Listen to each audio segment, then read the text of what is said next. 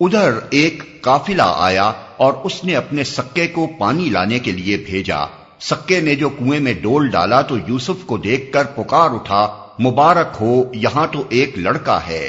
ان لوگوں نے اس کو مال تجارت سمجھ کر چھپا لیا، حالانکہ جو کچھ وہ کر رہے تھے خدا اس سے باخبر تھا۔ آخر کار انہوں نے اس کو تھوڑی سی قیمت پر چند درہموں کے عوض بیچ ڈالا، اور وہ اس کی قیمت کے معاملے میں کچھ زیادہ کے امیدوار نہ تھے۔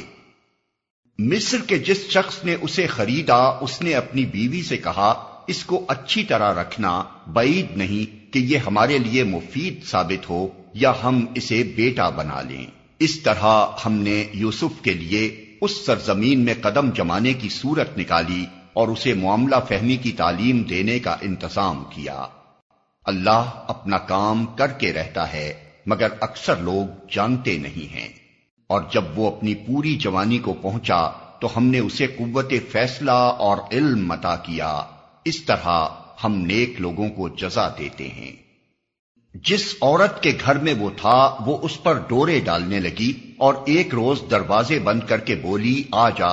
یوسف نے کہا، خدا کی پناہ، میرے رب نے تو مجھے اچھی منزلت بخشی اور میں یہ کام کروں، ایسے ظالم کبھی فلاح نہیں پایا کرتے۔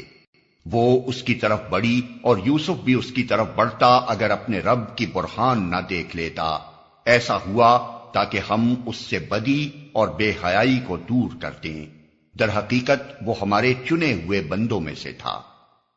آخر کار یوسف اور وہ آگے پیچھے دروازے کی طرف بھاگے، اور اس نے پیچھے سے یوسف کا قمیص کھینچ کر پھاڑ دیا۔ دروازے پر دونوں نے اس کے شوہر کو موجود پایا۔ اسے دیکھتے ہی عورت کہنے لگی، کیا سزا ہے اس شخص کی جو تیری گھر والی پر نیت خراب کرے؟ اس کے سوا اور کیا سزا ہو سکتی ہے کہ وہ قید کیا جائے یا اسے سخت عذاب دیا جائے؟ یوسف نے کہا، یہی مجھے پھانسنے کی کوشش کر رہی تھی۔ اس عورت کے اپنے کنبے والوں میں سے ایک شخص نے قرینے کی شہادت پیش کی کہ اگر یوسف کا قمیص آگے سے پھٹا ہو تو عورت سچی ہے اور یہ جھوٹا، اور اگر اس کا قمیص پیچھے سے پھٹا ہو تو عورت جھوٹی ہے اور یہ سچا۔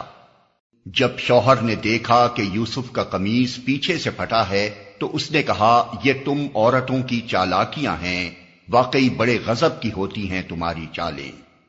یوسف اس معاملے میں درگزر کر، اور اے عورت، تو اپنے قصور کی معافی مانگ، تو ہی اصل میں خطا کار تھی۔